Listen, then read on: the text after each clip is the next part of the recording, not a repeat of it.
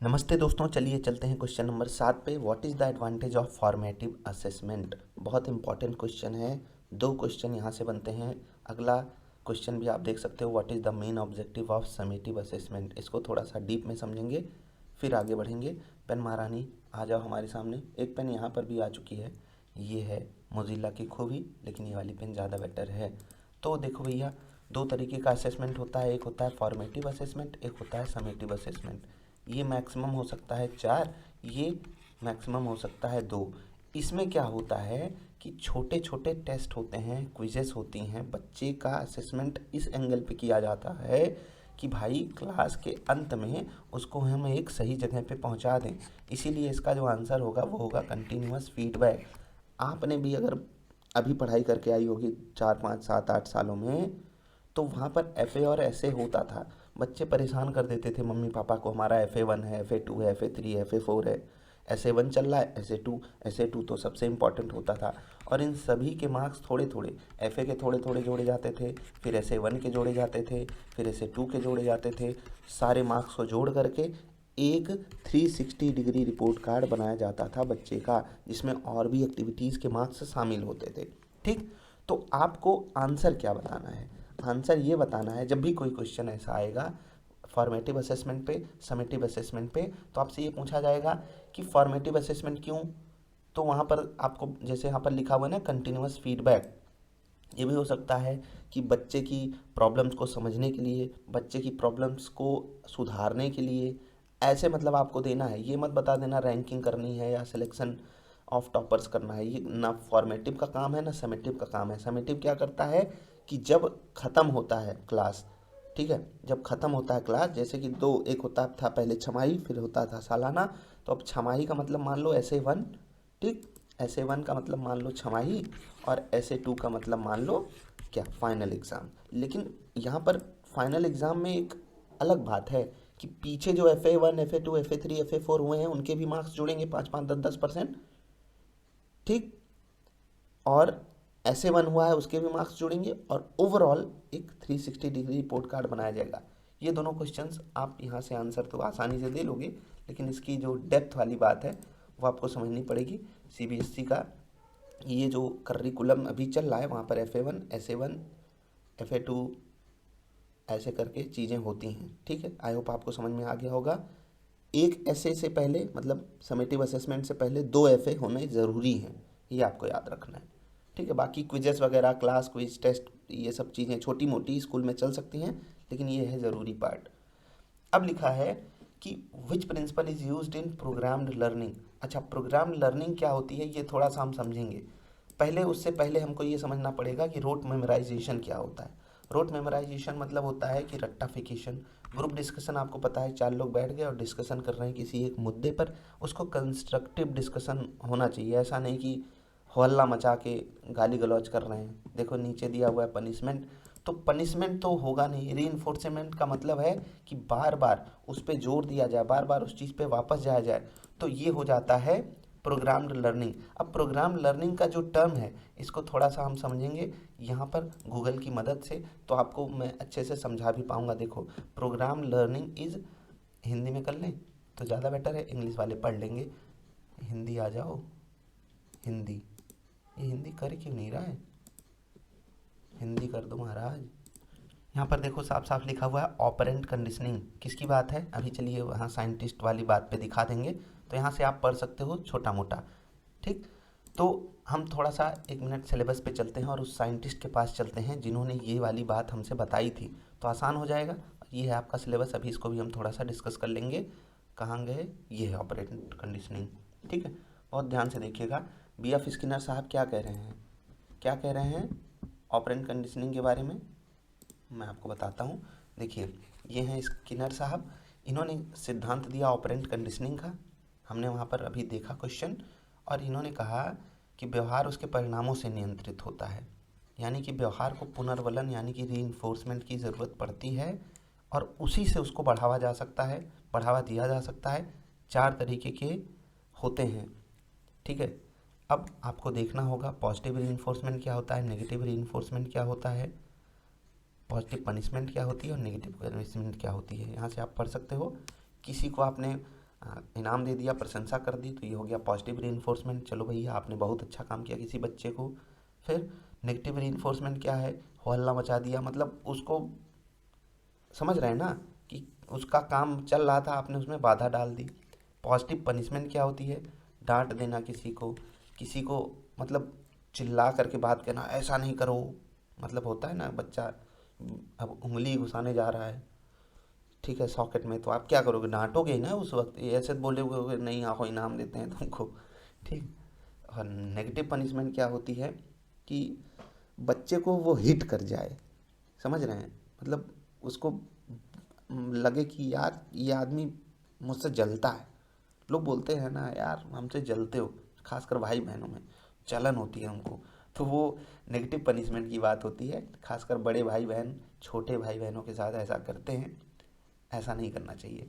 तो यहाँ पर आपने एक चीज़ देखी, रीइंफोर्समेंट, ये शब्द याद रखना, क्योंकि सीबीएसई बहुत भटकाती नहीं है आपको।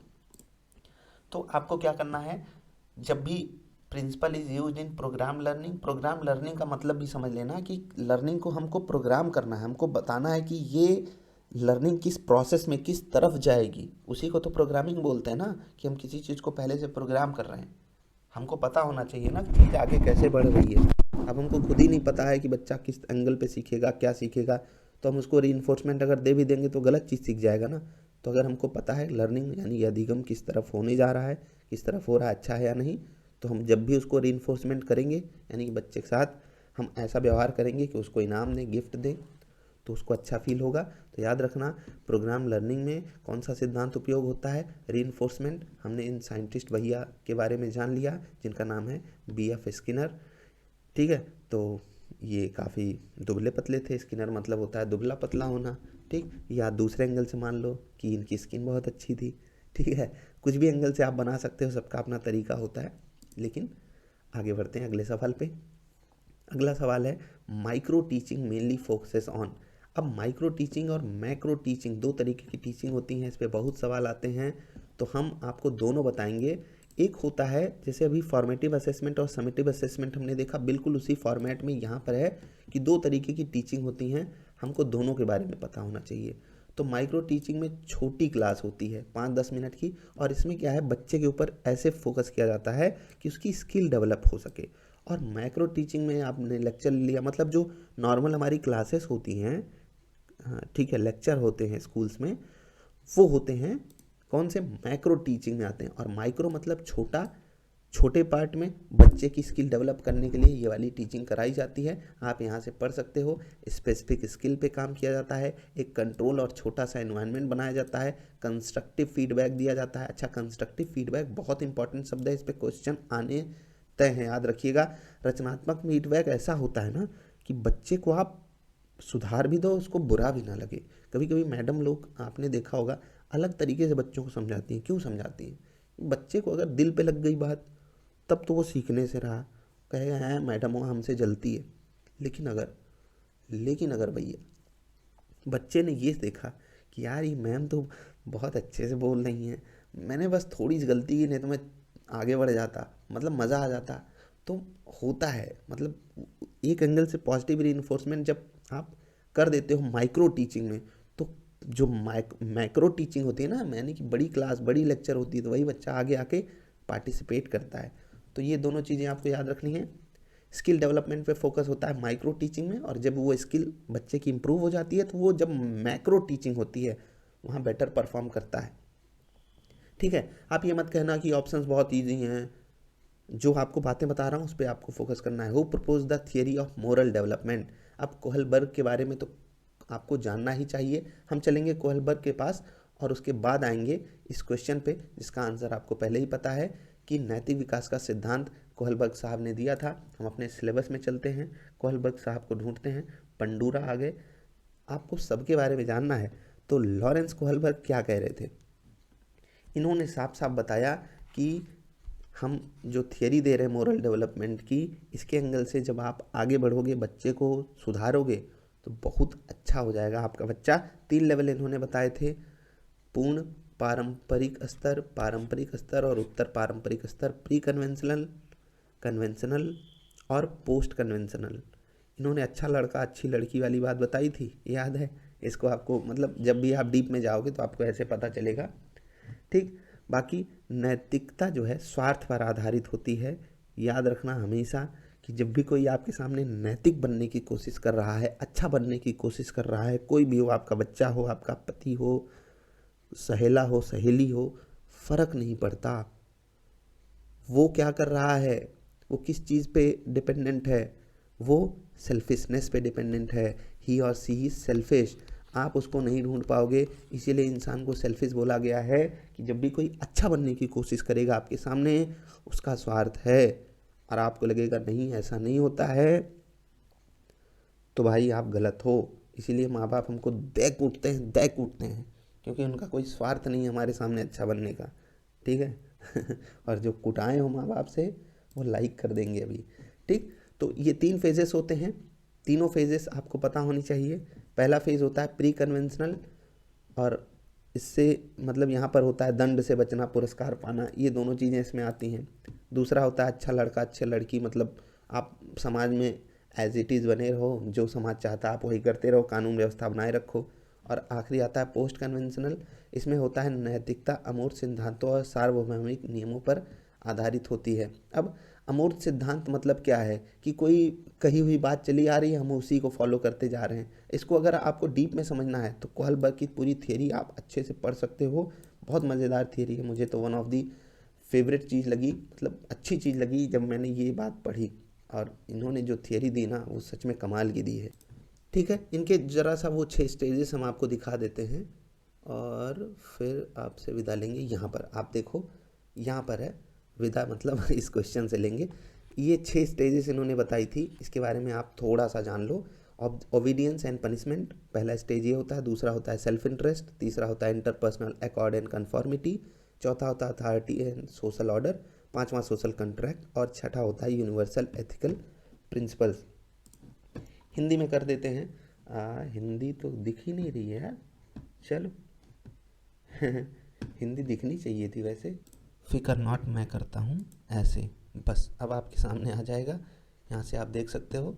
1 मिनट इसको रिलोड कर देता हूँ बस। हिंदी नहीं करोगे तो हम ट्रांसलेट कर लेंगे, लेकिन ट्रांसलेशन बहुत सही से हुआ नहीं है, लेकिन फिर भी मैं आपको समझाने की पूरी कोशिश करूँगा। यहाँ पर जब आप वापस आओगे तो जो तीनों फेजेस इन्होंने बताए ना, 3 लेवल्स, यहाँ पर हर लेवल में 2-2 पार्ट हैं, और वो दोनों पार्ट जो हैं वो यहाँ से आप देख सकते हो। पहले में क्या होगा, ओबीडियंस एंड पनिशमेंट, और उसी का दूसरा पार्ट रहेगा सेल्फ इंटरेस्ट। फिर सेकंड वाले में 3 और 4 है, और लास्ट वाले में 5 और 6 है। 5 और 6 में social contract and universal ethical principle है। सेकंड वाले में क्या है, इंटरपर्सनल अकॉर्ड एंड कन्फॉर्मिटी और अथॉरिटी एंड सोशल ऑर्डर, ठीक। ऐसे ही आपको समझ लेना है। तो कुल मिला के बात लब्बो लुभाव इस लॉरेंस कोहलबर्ग वाली लेवल्स का ये है कि भैया ये तीनों आपको याद होने चाहिए, प्री, पोस्ट और कन्वेंशनल। और इनके अंदर 2-2 हैं, मतलब ये जो है इसके अंदर 2 हैं, इसके अंदर 2 हैं, वो आपको पता होने चाहिए। उनका नाम आपके सामने यहाँ पर लिखा होगा, और आपको ये थियरी थोड़ी सी पता होनी चाहिए, ठीक। यहाँ पर आपने थोड़ा सा जाना, कभी होगा तो हम डीप में जाएंगे, और बहुत डीप में क्वेश्चन पूछेगा नहीं, सिंपल पूछ लेगा मोरल डेवलपमेंट की बात किसने की, कोहलबर्ग ने।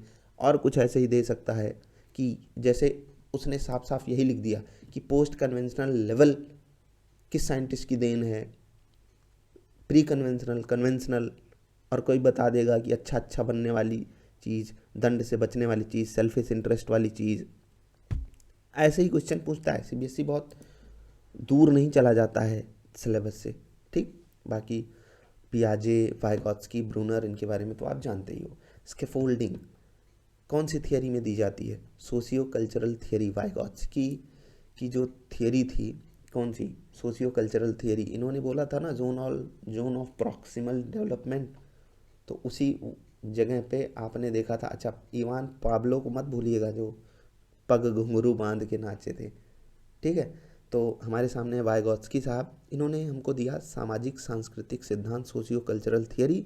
और यहाँ पर जो की कॉन्सेप्ट है वो यही है कि जोन ऑफ प्रॉक्सिमल डेवलपमेंट इन्होंने दिया। प्रॉक्सिमिटी मतलब होता है नज़दीकी, तो नज़दीकी जो भी शिक्षक या साथी है, जब भी किसी बच्चे को या किसी इंसान को हल्की सी दिक्कत आए, और उसका कोई साथी उसकी मदद कर दे, तो वही होता है जोन ऑफ प्रॉक्सिमल डेवलपमेंट। और ये जिस प्रोसेस के थ्रू किया जाता है, स्कैफोल्डिंग, मचानीकरण इसको बोलते हैं। गांव में से जो लोग बिलोंग करते हैं वो जानते होंगे मचाना किसको कहते हैं। मचाना, लोग कहते थे ना मचाते रहो, लेकिन वो मचाना होता था कि गांव में ऐसे 4 पैर वाली एक खटिया मान लो कि वो खेत में ऐसे बना दी जाती थी। खेत में 4 पैर चारों तरफ हैं और उसके ऊपर किसान सोता था। मतलब मेरे हिसाब से मचाना यही था, बाकी हमारे तरफ ऐसे ही कहते थे, सबकी तरफ अलग अलग होता है। तो उसी एंगल से आप याद रख सकते हो कि लेव वाइगॉत्स्की साहब क्या थे, लेव लेव करते थे, लेव हमको मचाना पे सोना पड़ेगा, लेव अब ये करना पड़ेगा, लेव। तो ऐसे ही आप याद रख सकते हो। सोशियो कल्चरल थियरी, सामाजिक सांस्कृतिक सिद्धांत। ठीक, आसान क्वेश्चन था ये। तो इसके फोल्डिंग यहीं से आता है। यहाँ पर एक और चीज़ याद रखना, कौन सी, ZPD। बाकी और जो चीज़ें हैं उसको हम पढ़ते रहेंगे आगे। Which of the following is a teaching add. Teaching add, इस पे बहुत सवाल आएंगे, याद रखना, और स्पेशली ICT एंगल से काफ़ी आएंगे सवाल। तो टीचिंग एड्स के बारे में जान लो कि जब भी पढ़ाने के लिए कोई चीज़ मदद करे, ठीक है, तो वो होती है टीचिंग एड। जैसे कि सिर्फ ब्लैक बोर्ड अलोन यहाँ पर दिया है तो ये थोड़ा सा गड़बड़ हो गया। मॉडल चार्ट और प्रोजेक्टर क्या करता है कि भैया आप एज अ टीचर हो, आपने कोई मॉडल दिखा दिया, बच्चे को आसानी से समझ में आ गया, तो ये एक टीचिंग एड हो गई। एड मतलब आपकी मदद हो गई, ठीक है। प्रोजेक्टर क्या करेगा, ऊपर से पॉइंट आउट कर रहा है यहाँ से, और ऐसे ऐसे ऐसे पूरी स्क्रीन पे दिख जा रहा है बच्चे को, बड़ा सा चीज़ें चलती हुई दिख जा रही हैं, एनिमेशन दिख जा रहे हैं, मूवीज़ दिख जा रही हैं, शॉर्ट फिल्म्स दिख जा रही हैं, तो बच्चे को समझ में आ जाता है। बाकी पहले के ज़माने में तो बेस्ट टीचिंग एड तो टीचर ही हुआ करता था, लेकिन आपको आंसर अभी मॉडल ज़माने का मानना है, मॉडर्न ज़माने का, तो मॉडल्स हो गए, चार्ट हो गया, प्रोजेक्टर हो गया, ठीक है। तो ये आएंगे टीचिंग एड्स में। बाकी टीचिंग एड्स के बारे में आप और चीज़ें जान सकते हो, ऐसे टूल्स जो पढ़ाई को इंटरैक्टिव बनाने में, मोटिवेटेड रखने में मदद करें, वही होता है टीचिंग एड।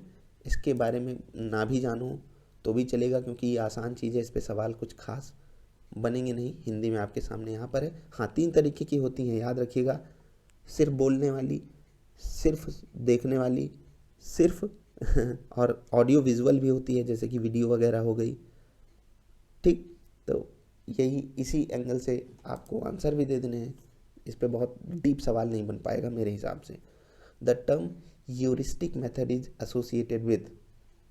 ह्यूरिस्टिक मेथड किसने दिया था, लर्निंग बाय डूइंग, इनके बारे में जानते ही होंगे आप, साइंटिस्ट का नाम अभी हमने देखा है।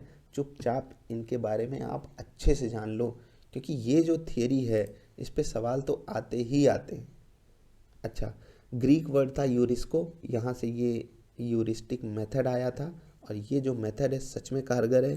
बहुत शॉर्ट में आप इसको पढ़ लो। प्रॉब्लम सॉल्विंग टेक्निक होती है that uses practical experience, educated guesses and common sense to find a good enough solution when an exhaustive or optimal one is not practical or possible. तो ऐसे समझ लो कि आप अपना दिमाग लगाते हो कि भैया आसपास की चीज़ों से हम आंसर कैसे निकालें। हिंदी में पढ़ोगे ज़्यादा बढ़िया समझ में आएगा। एक समस्या समाधान तकनीक है जो व्यवहारिक अनुभव, सुविचारित अनुमानों और सामान्य ज्ञान का उपयोग करके एक पर्याप्त अच्छा समाधान खोज लेती है। हमको बेस्ट नहीं मिला, कोई बात नहीं, हम एक नियर वाला सॉल्यूशन खोज लेते हैं जो हमारे आसपास के एक्सपीरियंस में चीज़ें हैं उनकी मदद से, ठीक। और ये जो चीज़ है ना, ह्यूरिस्टिक मेथड बहुत काम आती है पढ़ाई में। आप जब टीचर बनोगे तो पता चलेगा ह्यूरिस्टिक जो मेथड है वो कितना काम आ रहा है। कभी कभी बच्चा ऐसे सवाल पूछ लेगा, आप उसको डायरेक्ट एकदम सटीक जवाब नहीं दे सकते हो, लेकिन टीचर्स होते हैं ना कि चीज़ों को ऐसे छोटे छोटे डॉट्स कनेक्ट कर देते हैं और बच्चे को पता चल जाता है, हाँ कुछ ऐसा ही होगा। पैसा कैसा दिखता है, शेर कैसा दिखता है, डायनासोर कैसे दिखते थे, भगवान कैसे दिखते थे। बच्चे पूछते हैं ना, बच्चे के पास अनलिमिटेड क्वेश्चंस हैं, तो वहाँ पर ह्यूरिस्टिक मेथड ही यूज़ करना पड़ेगा, क्योंकि आप बच्चे को हर चीज़ एकदम कंक्रीट नहीं दे सकते हो, हाँ ये ऐसा ही है। तो कभी कभी हमको ऐसे आंसर्स खोजने पड़ते हैं जो आसपास की चीज़ों में अवेलेबल हों, हमको आसानी से समझाए, मतलब बच्चों को आसानी से समझाए जा सकें, हमको समझाने में आसानी हो। तो ऐसे ही समझ लेना ह्यूरिस्टिक मेथड है। एच है, एच बहुत आसानी से बन सकता है। देखो एक लाइन इधर खींचो, एक ये बन गया एच। एच बनाने में कोई दिक्कत, ये लाइन ये लाइन ये लाइन, तो भैया जब एच ऐसे आसानी से बन जा रहा है, सीढ़ी जैसा दिख भी रहा है, बच्चे की मदद कर दे रहा है किसी चीज़ सीखने में, तो यही हो गया ह्यूरिस्टिक मेथड। ये एक समस्या समाधान तकनीक है जो बेस्ट आंसर्स पे नहीं, आसपास के आंसर्स पे फोकस करती है। मैं अपनी डेफिनेशन आपको बता दिया, आप अपनी डेफिनेशन खुद से बना लो। और लर्निंग बाय डिस्कवरी यहाँ पर यूज़ होती है कि आप किसी चीज़ को खोज लो, खोज के माध्यम से ही जब आप किसी चीज़ पे आगे बढ़ते हो तो वो जो सीख होती है बहुत डीप रहती है और बहुत आगे तक जाती है। ठीक है। अब according to Freud Sigmund Freud का नाम सुना है भाई? साइकोलॉजी के किंग सिगमंड फ्रायड को तो आप जान के जाना। भले ही इनका नाम नहीं लिखा है सिलेबस में, लेकिन ये हमेशा सिलेबस में रहेंगे। अगर टीचिंग एप्टीट्यूड है बच्चे का, बच्चे की बात हो रही है, साइकोलॉजी की बात हो रही है, ये तो आएंगे ही। इवन अब तो साइंस की बात में भी ये आते रहते हैं, बहुत सारी चीज़ें हैं। 3 बातें इन्होंने बताई, इड ईगो, सुपर ईगो। जो लोग साइकोलॉजी पढ़े होंगे उनको पता होगा 3 कंपोनेंट्स होते हैं हमारे ब्रेन में। हमारे ईगो 3 तरीके, हमारा दिमाग 3 तरीके से चलता है। एक होता है इड, एक होता है ईगो, एक होता है सुपर ईगो। इनके बारे में जानना ज़रूरी है क्योंकि भाई कमाल की चीज़ें हैं ये भी जानना, क्योंकि अपने दिमाग के बारे में जानना ये बहुत बहुत बहुत अच्छी चीज़ हो जाएगी आपके लिए भी। तो 3 पार्ट्स हैं हमारे ब्रेन के, ऐसे मान लो ये हमारा ब्रेन है, 3 पार्ट में डिवाइडेड है। इड यहाँ पर मान लो, ईगो यहाँ पर मान लो, और सुपर ईगो यहाँ पर मान लो। ये हो गया मोरल वाला पार्ट, मतलब नैतिकता वाला पार्ट। हमारा दिमाग चाहता ही नहीं है कि हम कुछ बुरा करें समाज में, तो इसको सुपर ईगो बोलेंगे। इड जो है वैसे चलता है, मेरे को तो ये चाहिए तो चाहिए, जैसे बच्चे करते हैं ना, इड पे डिपेंडेंट। एडोलेसेंस में आओगे, मेरे को ये लड़की चाहिए तो चाहिए, मेरे को ये लड़का चाहिए तो चाहिए, कूद जाएंगे, फांस जाएंगे, इनके बिना हम जिंदगी नहीं बिताएंगे। तो ये वाली बात आती है कहाँ पर? ईगो में। हम ईगो पे ले लेते हैं, नहीं, हम इड पे ले लेते हैं। यहाँ पर साफ साफ लिखा हुआ है ना, the id is unconscious instinctual part driven by pleasure. बच्चे को या लोगों को जहाँ सुख मिला वो उधर ही चले गए, अनकॉन्शियस है। हम कहते हैं ना, हम प्यार में पगला गए, तो भाई इड आपका ऊपर आ गया है, आपके ऊपर हावी हो चुका है। पगला कैसे गए हो? ईड में। हर कोई पगलाता है, मैं भी, आप भी, हर कोई। तो ईड वाली बात यहाँ से आ गई। ईगो क्या होता है? ईगो वैसा नहीं है जैसा हम रियल लाइफ में सोचते हैं, भाई तुम तो बहुत ईगो वाले हो। नहीं नहीं, ये बहुत ही रेशनल होता है, ठीक है, डिसीजन मेकिंग होता है, और ईड और रियलिटी के बीच में हेर फेर करता रहता है। मतलब कहता है चलो भाई इसको चाहिए भी, और रियलिटी ये है कि बहुत दूर है, ये चाहिए भी, ठीक है, ये चाहिए भी, मेरा दिल है मैंने बनाया है, ऐसे तीर आती थी ना। तो मतलब वो हमको चाहिए भी, और यार छोड़ो, मैं बहुत गरीब हूँ, मेरे पास जॉब ही नहीं है। जब जॉब ही नहीं है वो कहाँ से मिलेगी? उसको कोई डॉक्टर इंजीनियर लेके फरार हो जाएगा और आपकी दिल में दरार आ जाएगी। तो भाई इसीलिए पढ़ो, मन लगा के, मोटिवेटेड रहो, धका धक धका धक धका धक पढ़ाई करनी है। तो भाई ईगो क्या करता है? ईगो वैसा नहीं जैसा हम सोचते थे, ये समन्वय बिठाता है, तालमेल बिठाने की कोशिश करता है। और सुपर ईगो जो है वो मोरलिस्टिक पार्ट है, वो सारी चीज़ें सोच के, ऐसे समझो जब आप भगवान बनने की ओर अग्रसर हो जाते हो तो आपका सुपर ईगो काम करता है। जैसा नाम हो वैसा काम, यहाँ पर आप हिंदी में पढ़ सकते हो। तो सिगमंड फ्रायड ने ये 3 बातें बताई थी। तो 3 तरीके की पर्सनालिटी कंसिस्ट करती है, इड, ईगो, सुपर ईगो। और तीनों चीज़ें इंसान के अंदर होती हैं। एक समय पे कोई एक चीज़ हमको हावी दिखाई दे जाती है तो हम किसी को भगवान बना देते हैं, किसी को शैतान बना देते हैं। अब कोई ऐसा हो जिसको जो चाहिए वो बस ले ही ले, ऐसे रोड पे चल रहा है, आपको जो चाहिए ले लिए। शॉपिंग में गए, ए हमको पसंद आया, लाओ भाई दे दो। रोड पे चल रहे हो, कोई पसंद आ गया, चलो हमारे साथ, ठीक है। रोड पे चल रहे हो, कोई गाड़ी पसंद आ गई, धक्का मार के जीटीए की तरह निकाल के उसको बाहर फेंक दिए। ईड पे नहीं चलो। ईगो वाली चीज़ देखो, इसीलिए इसको बीच में रखा गया क्योंकि ये तालमेल बिठा लेती है। इस रियलिटी क्या है और मेरी औकात क्या है। जॉब है नहीं और हम चले हैं समझ रहे हैं ना? तो ये हो गई सिगमंड फ्रायड की बात। और यहाँ पर इड, ईगो, सुपर ईगो से क्वेश्चन आ सकते हैं और पूछा जाएगा, इजी क्वेश्चन पूछा जाएगा। लर्निंग बाय डूइंग, ये फिलॉसफी किसने दी? John Dewey. हमने इनके बारे में बहुत पढ़ा है। आपको अगर सिर्फ देख लेना है डीवी के बारे में, कहे नंबर पे हैं डीवी साहब, जॉन डीवी, ये आ गए। यहाँ पर आप देख सकते हो प्रैग्मैटिज्म, प्रयोजनवाद, समस्या समाधान विधि, प्रॉब्लम सॉल्विंग मेथड इन्होंने दिया था। तो यहाँ पर कुछ खास है नहीं, सीख सकते हो, लर्निंग बाय डूइंग इन्होंने दिया था, ठीक है। तो बच्चे जब करके सीखते हैं वो बेस्ट तरीका होता है। तो आपके सामने आंसर है जॉन डीवी। यहाँ पर एक साइंटिस्ट के बारे में आपको जानना चाहिए, वो है थॉर्नडाइक। इनके बारे में कोई बताएगा मुझे? इनके बारे में सर्च करना, एडवर्ड थॉर्नडाइक, इन्होंने क्या कहा था, और आपको मज़ा आएगा इनकी थ्योरी भी जान करके। आगे हमको मिलेंगे तो हम और बताएंगे इनके बारे में। आईसीटी का फुल फॉर्म आपको नहीं पता तो जाके डूब मरो पानी में इसी भरी जवानी में, ठीक है। Which of the following is not a Maxim's of teaching. अच्छा, टीचिंग मैक्सिम से सवाल आने तय हैं, तो इसके बारे में हम थोड़ा सा जान लेते हैं। ये क्या कर रहा है, 1 मिनट, कर तो लिया सेलेक्ट, चलो आ जाओ इस पर। अब मैक्सिम्स ऑफ टीचिंग यहाँ पर आ जाएगा, अच्छा यहाँ पर आ रहा है। ऐसे ही आप एक एक चीज़ देख सकते हो, बहुत सारी हैं, कुछ तो आपको पता होनी ही चाहिए। नोन टू अननोन जब भी पढ़ाई होगी, जो हम जानते हैं पहले उसके बारे में जानेंगे और फिर किसी अननोन पार्ट के बारे में जानेंगे।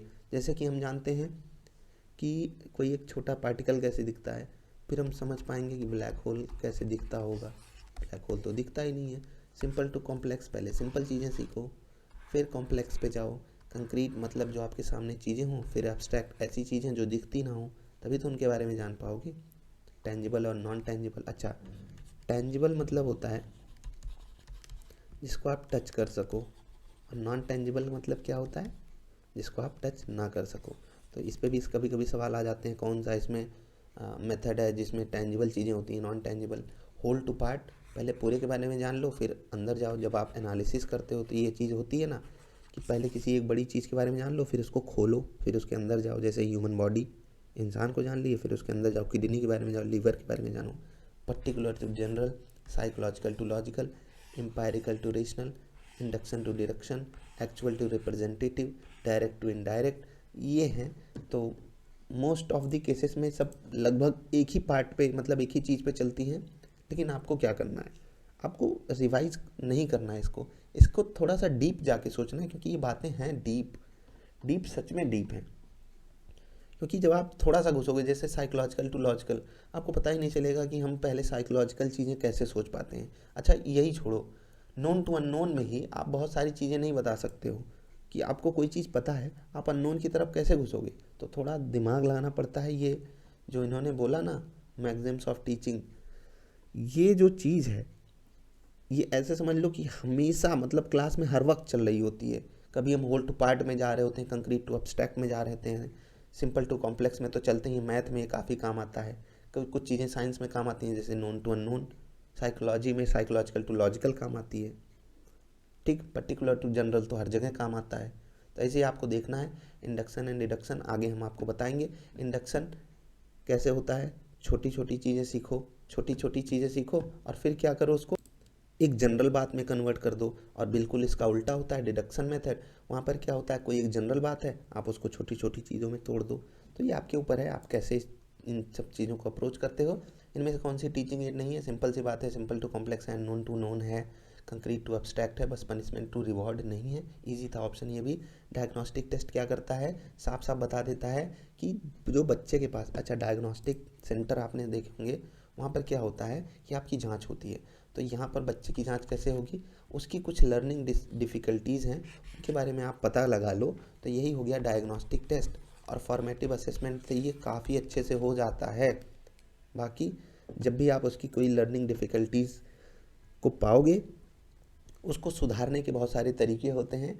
वही होता है कि अलग अलग साइंटिस्टों ने जो बात बताई उसको इम्प्लीमेंट करो और बच्चा जो है आपका सुधार करने लगेगा। जो ऑप्शन थे यहाँ पर भी काफ़ी इजी थे। The term I Q was coined by, I Q हम दिन भर सुनते हैं, कौन है, आपको सच में आंसर पता है? पता है 20 क्वेश्चन तक तो ऑप्शंस थे, अब ऑप्शंस हट गए, मतलब कि ऑप्शंस तो हैं लेकिन सही ऑप्शन वाला हाईलाइटेड नहीं है। तो आप बताइए आई क्यू शब्द किसने दिया? आपको पता है आई क्यू का फुल फॉर्म क्या होता है?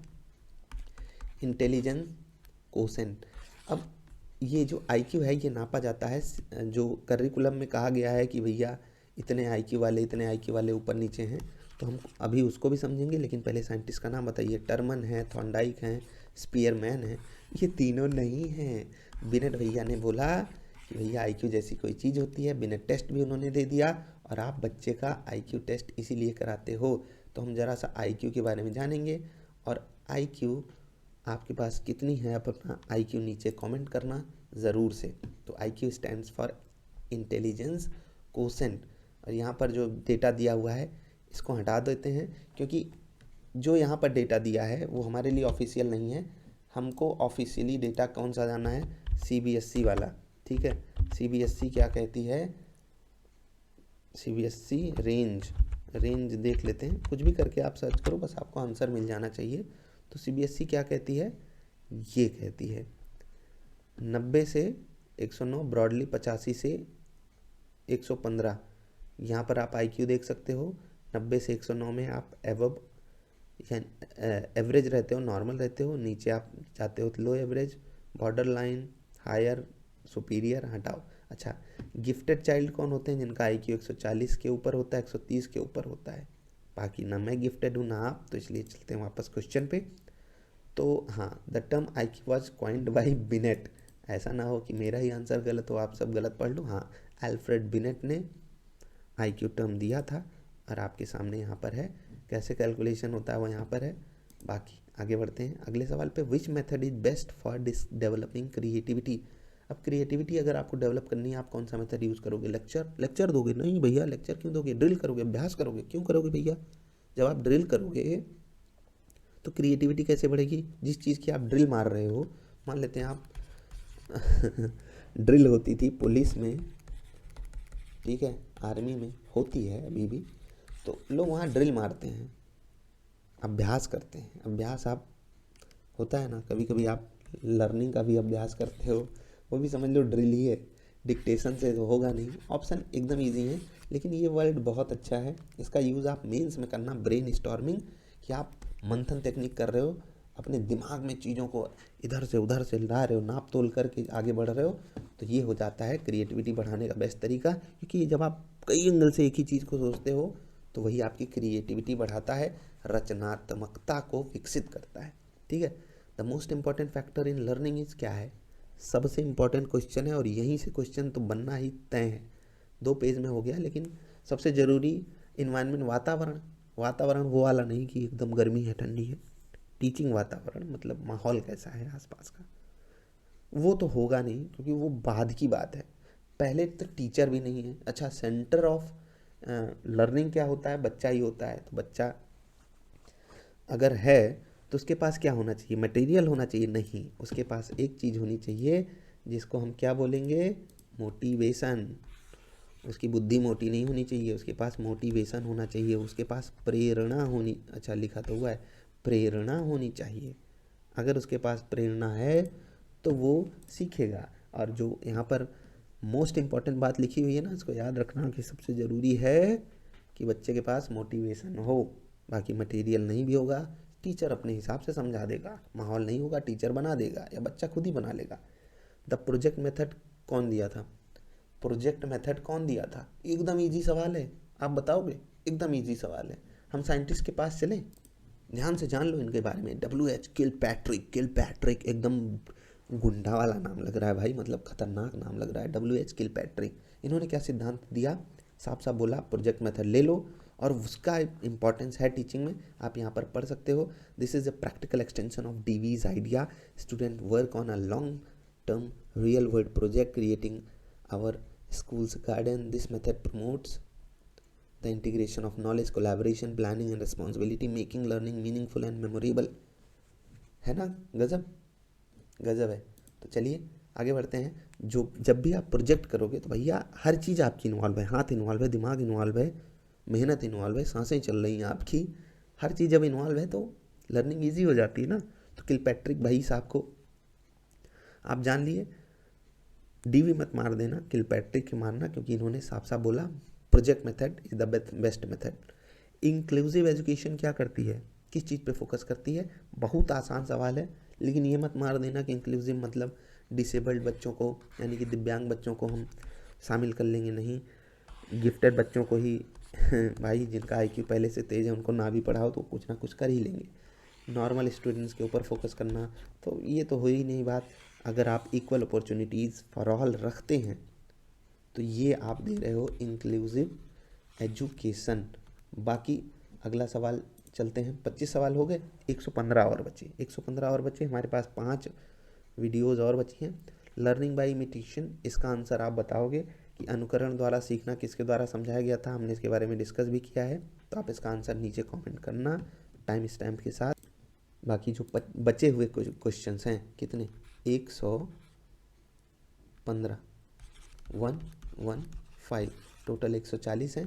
25 हमने कर लिए और हम डीप में समझते हुए चल रहे हैं जितना डीप की ज़रूरत है, क्योंकि ये क्विक रिवीजन वीडियो है। ऐसा भी नहीं कर सकते कि एकदम घुस ही जाएँ, क्योंकि एक एक टॉपिक ऐसा है वो 4-4 घंटे आप पढ़ सकते हो, लेकिन हमको 4 घंटे में पूरा पढ़ना है, तो ऐसे तो हो नहीं पाएगा। तो हमको 140 तक जाना है। लास्ट क्वेश्चन है 140 नंबर, ये भी याद रख लो। तो स्लो लर्नर को हैंडल करने का बेस्ट तरीका क्या है, पनिशमेंट देंगे हम आपको अगर आप सब धीरे चलोगे, भले हमारा आंसर गलत हो जाए। तो बच के रहो, इसीलिए आंसर दे देना क्वेश्चन नंबर 26 का, वरना अगली वीडियो देखने मत आना। होता है ना कि कुछ बच्चे होते हैं वो ख़तरनाक टाइप के होते हैं, वो कोई बात नहीं मानते। तो इतना तो करो यार, मैं आपके लिए मेहनत कर रहा हूँ, आप इतनी मेहनत एक कमेंट नहीं कर सकते? इस क्वेश्चन का आंसर आप ढूंढ के ही दो, लेकिन दो, आपको कुछ पता चलेगा। बाकी अगली वीडियो में जो चीज़ें आपको समझाएंगे वो थोड़ी और फास्ट करने की कोशिश करेंगे। इस वीडियो में काफ़ी क्वेश्चंस हुए और उसको आप अच्छे से सीखे भी होगे।